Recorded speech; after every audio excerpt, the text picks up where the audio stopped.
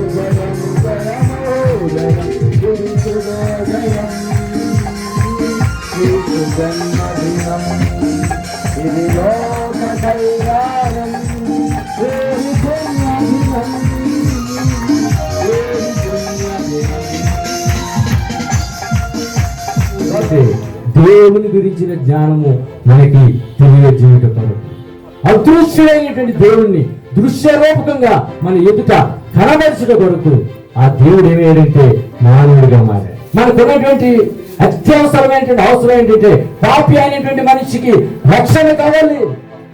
ఆ పాప దోషం నుండి పరిహరించి పవిత్ర రక్తము చిందించబడాలి.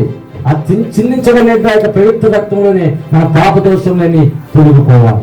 కనుక ఆయన లోకానికి ఎలాగొచ్చాడంటే రక్షకుడుగా వచ్చాడు. అప్పుడే ఆ పరిశుద్ధతను బట్టి ఆ పరలోకపు స్టాండర్డ్స్ మనం వెళ్తాం, ఆ అర్హత మనం సంపాదించగలుగుతాం, ఆ యొక్క క్వాలిఫికేషన్ మనం పొందగలుగుతాం. అప్పుడే నిత్యరాజ్య ప్రవేశం.